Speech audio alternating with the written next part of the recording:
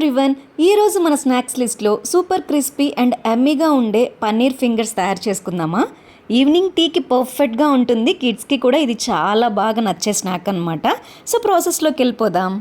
దీనికి పన్నీర్ని తీసుకొని thick fingers లాగా కట్ చేసుకోవాలన్నమాట. ఈ విధంగా ఇప్పుడు ఒక మిక్సింగ్ బౌల్ తీసుకొని అందులో మనం కట్ చేసుకున్న పన్నీర్ ఫింగర్స్ని కూడా వేసేసుకొని ఒక నిమ్మకాయ పిండుకోండి. ఒకటి కానీ హాఫ్ కానీ ఆ రసాన్ని వేసుకోండి. అండ్ 2 స్పూన్స్ కర్డ్ వేసుకోండి. 1 స్పూన్ అల్లం వెల్లుల్లి పేస్ట్ అండ్ తగినంత సాల్ట్ వేసుకోండి. అండ్ తర్వాత ఏంటంటే చిల్లీ ఫ్లేక్స్ ఉంటాయి కదా, అది ఒక 2 స్పూన్స్ వేసుకోండి. ఇంకా స్పైస్గా కావాలంటే ఇంకో స్పూన్ ఎక్స్ట్రా కూడా వేసుకోండి. అండ్ మిక్స్డ్ హెర్బ్స్ ఉంటాయి కదా, అవి కూడా వేసుకొని మిక్స్ చేసుకున్న తర్వాత ఫైనల్గా గరం మసాలా కూడా 1 స్పూన్ వేసేసుకొని మ్యారినేట్ చేసుకొని ఒక హాఫ్ అన్ అవర్ పక్కన పెట్టేసేయండి.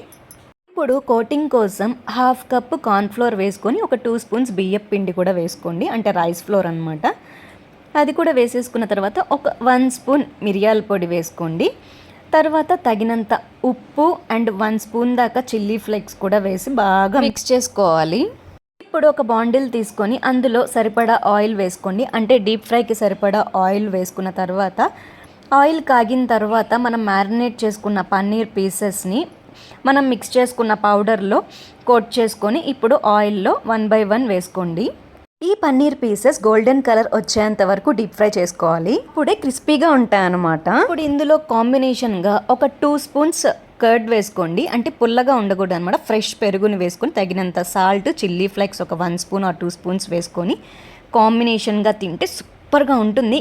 స్వీట్ అండ్ స్పైసీ కాంబినేషన్ కావాలనుకుంటే కర్డ్లో కొంచెం షుగర్ కూడా యాడ్ చేసుకోవచ్చు. అలా ఈజీగా తయారు చేసుకునే పన్నీర్ ఫింగర్స్ రెడీ అనమాట.